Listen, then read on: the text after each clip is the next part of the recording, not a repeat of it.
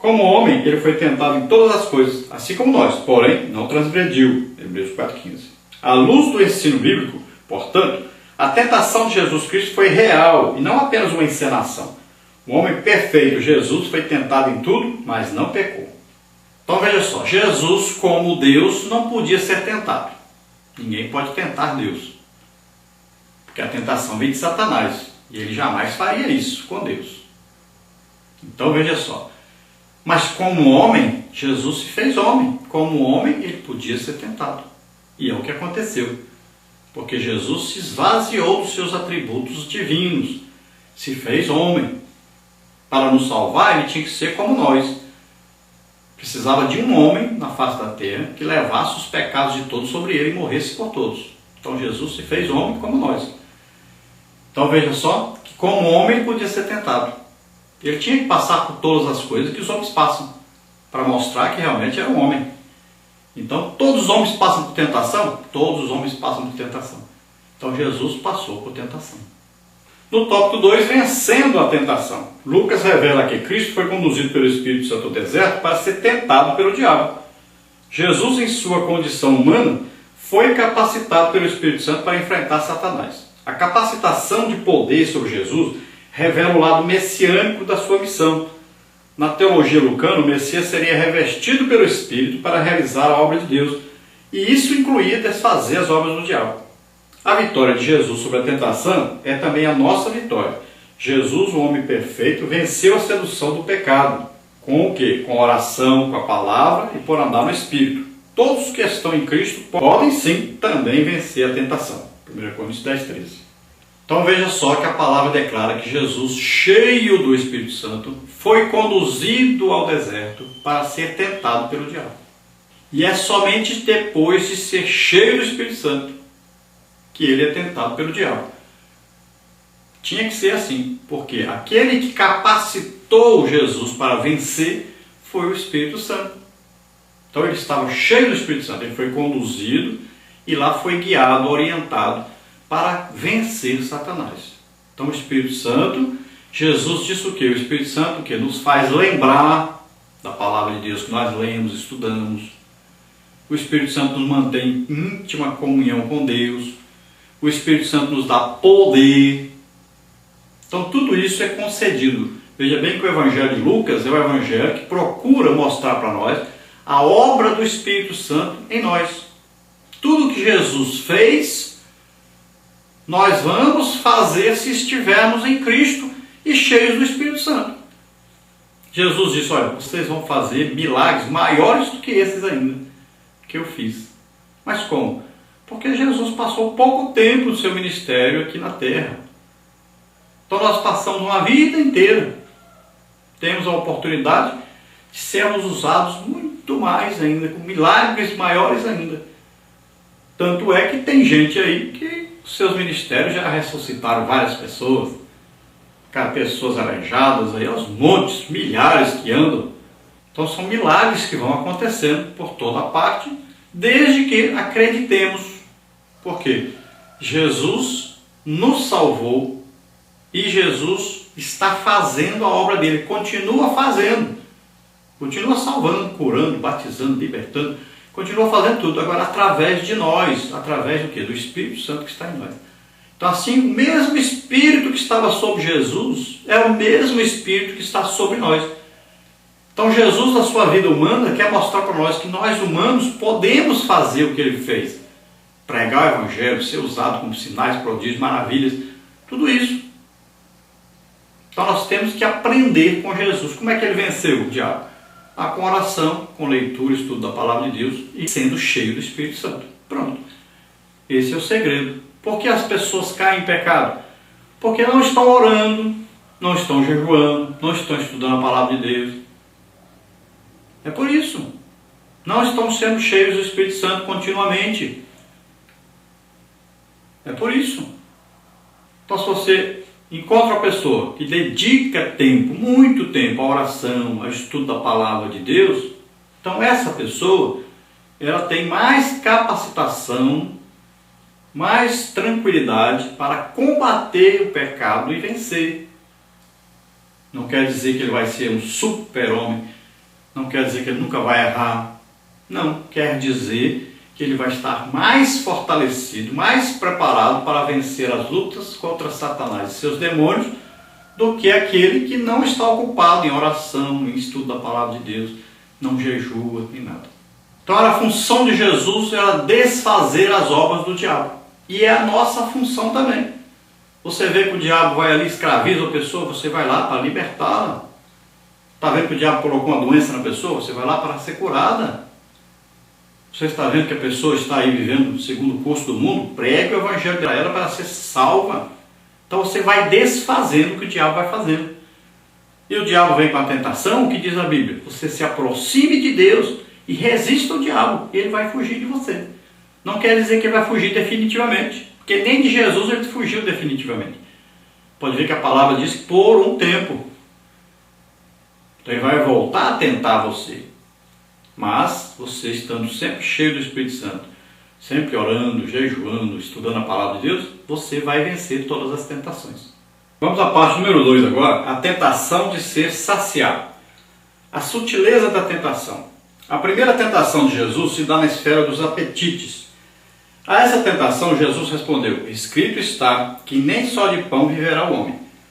O diabo, por certo, sabia que por ocasião do batismo de Jesus, Deus, o Pai, falara-lhe da sua filiação divina, como está em Lucas 3:22.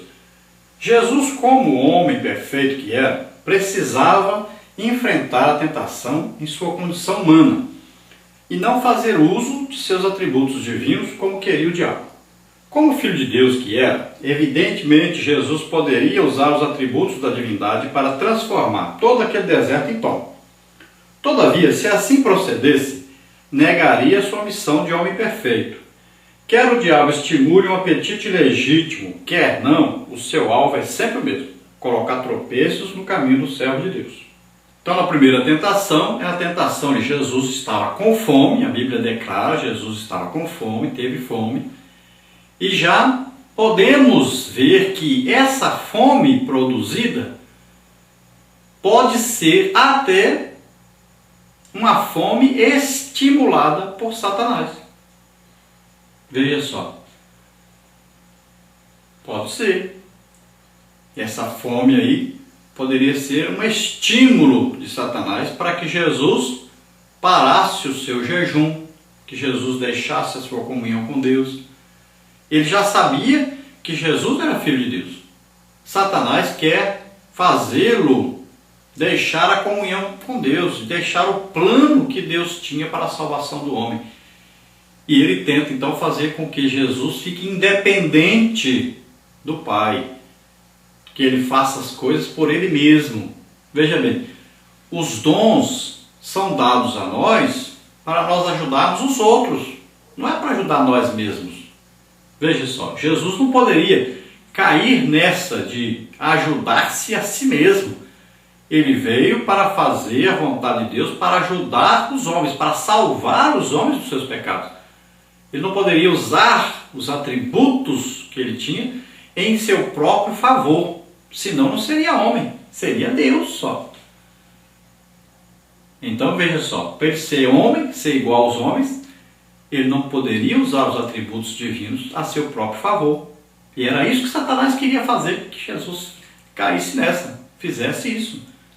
Para ele salvar o homem, ele tinha que ser em tudo como os homens, passar pelas mesmas tentações, comer as mesmas comidas, dormir do mesmo jeito, trabalhar do mesmo jeito, viver como homem. Então ele estudaria a palavra de Deus como todos os homens, oraria muito, jejuaria muito, seria cheio do Espírito Santo, como os homens seriam depois que ele morresse, e ele enviaria o Espírito Santo. Então veja só, em tudo ele tinha que ser como os homens. Então ele não podia se comportar de uma maneira que os homens não pudessem se comportar. Então tudo que Jesus fez na terra, os homens podem fazer? Podem. Jesus em tudo era semelhante a nós. Então ele não poderia deixar agora essa condição humana e pegar agora e transformar as pedras em pães. Ele estaria fazendo o quê? Ele estaria usando os atributos divinos. Não seria um homem normal. Ninguém anda por aí transformando pedra em pão. Agora, Mais para frente, o que aconteceu? Ele pôde transformar pães e peixes, multiplicá-los, não pôde? Pôde. É diferente. Transformar pedra em pão é uma coisa que só Deus pode fazer. Agora, multiplicar pães e peixes, então agora o que acontece? O ser humano cheio do Espírito Santo pode realizar esse milagre. Tanto é que aconteceu até no ministério do profeta Eliseu. Veja bem, Deus pode usar o homem para pegar um alimento e multiplicá-lo. Agora, não pegar pedra, que não tem nada a ver com alimento, e transformar em alimento. Então, Jesus não poderia usar os seus atributos divinos aí. Ele tinha que se comportar como homem. E veja bem que o primeiro Adão caiu exatamente por quê? Porque comeu, olha só, comeu de uma coisa que era proibido para ele comer. O segundo Adão, ele não era vencido pela glutonaria, ele não atendia os apetites da carne, apetites do corpo, ele não se deixou vencer. Satanás pensou, não, está com fome agora, vou falar para ele transformar essas pedras em pães, ele vai obedecer, porque ele está com fome, vai me obedecer, vai ser meu, vou dominar sobre ele. Mas o segundo Adão não era como o primeiro. O primeiro não era cheio do Espírito Santo. Esse segundo Adão é cheio do Espírito Santo. O segredo é esse. E ele então resiste. Ele resiste a Satanás. E ele traz a espada do Espírito aí. Então, a espadada de Satanás. Ele diz, nem só de pão viverá o homem, mas de toda a palavra que sai da boca de Deus. Então, ele poderia passar o resto da vida sem comer. Desde que ele estivesse em comunhão com Deus, Deus o sustentaria. E Jesus, então, vence essa primeira batalha aí. O que ele recebe em recompensa pela sua primeira vitória contra Satanás?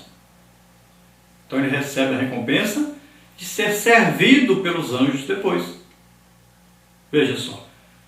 Não transformou as pedras em pães, mas comeu maná celeste depois trago pelos anjos.